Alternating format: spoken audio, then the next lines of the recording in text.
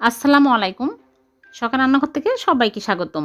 আজকে আমি সুজি দিয়ে মজার একটা পিঠা বানিয়ে দেখাবো, নতুন রকমের একটা পিঠা। এই পিঠা বানানো খুবই সহজ, খুবই ঝটপট বানিয়ে নেওয়া যায় আর খেতে অসম্ভব মজার। আশা করি ভালো লাগবে। ভালো লাগলে চ্যানেলটিকে সাবস্ক্রাইব করবেন। তাহলে চলুন শুরু করি। সুজির পিঠা বানাবো, এর জন্য প্রথমে চুলায় প্যানে দিয়ে দিচ্ছি সুজি হাফ কাপ। চুলার আঁচ একদম লো আঁচে করে নেড়েচেড়ে নিতে হবে। দিয়ে দিচ্ছি চাউলের গুঁড়া 1/3 কাপ। এই চাউলের গুঁড়া আমি ডিপ ফ্রিজে রেখেছিলাম। 2-3 মিনিট ভেজে নিব। তারপরে দিয়ে দিচ্ছি স্বাদ মতো লবণ। দিয়ে দিচ্ছি 1 কাপ লিকুইড দুধ। চুলার আঁচ লো আঁচেই নেড়েচেড়ে নিতে হবে, তাছাড়া দলা পেকে শক্ত হয়ে যাবে, ডোটা ভালো হবে না। এখন আমি দিয়ে দিচ্ছি ঘি 1 চামচ।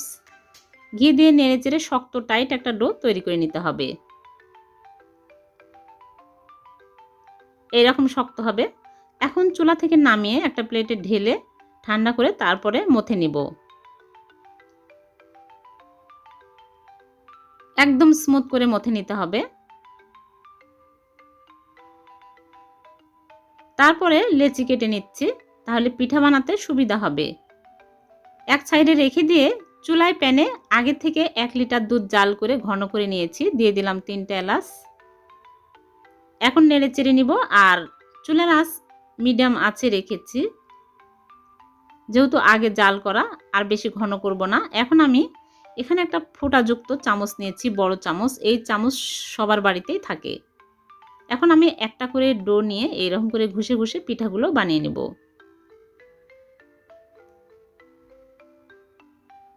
দেখুন পিঠাগুলো অনেক সুন্দরভাবে পড়ছে।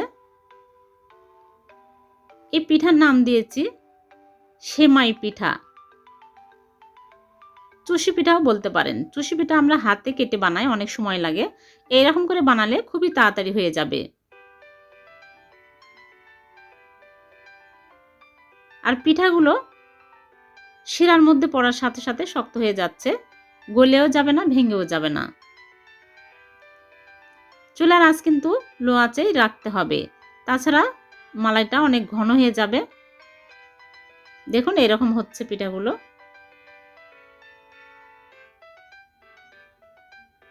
সবগুলো আমি এরকম করে বানিয়ে নিব।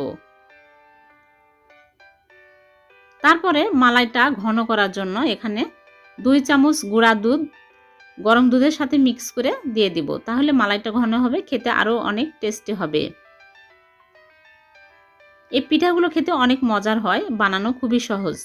আপনারা বাসায় বানিয়ে দেখবেন, খুবই তাড়াতাড়ি হয়ে যায়, অনেক মজার একটা পিঠা। মেহমান আসলে মেহমান বসিয়ে রেখেই কিন্তু এই পিঠাগুলো ঝটপট বানানো যাবে। আর বেশিক্ষণ জাল করব না, বেশি জাল করলে মালাইটা আরও ঘন হয়ে যাবে।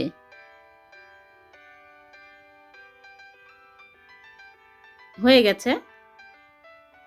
এখন আমি এর মধ্যে দিয়ে দিব খেজুরের গুড়। খেজুরের গুড় আমি আগে জাল দিয়ে পাতলা করে রেখেছি। দিয়ে দিচ্ছি হাফ কাপের মতো খেজুরের গুড়। খেজুরের গুড় দেওয়ার পরে আর জাল করব না, তাহলে ছানা কেটে যেতে পারে। এই অবস্থায় নামিয়ে নিতে হবে।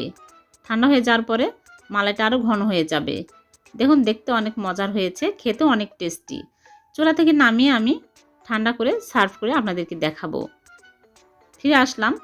দেখুন পিঠাটা কত ঘন হয়েছে আর দেখতে কত মজার হয়েছে। অনেক মজার একটা পিঠা। আমি এখন সার্ভ করে নিচ্ছি। আশা করি ভালো লেগেছে। ভালো লাগলে ছোট্ট একটা লাইক দিবেন আর চ্যানেলটিকে সাবস্ক্রাইব করে রাখবেন এইরকম সহজ নতুন নতুন রেসিপি পাওয়ার জন্য। আবার দেখা হবে নতুন কোনো রেসিপিতে। সে পর্যন্ত ভালো থাকবেন। আল্লাহ হাফেজ।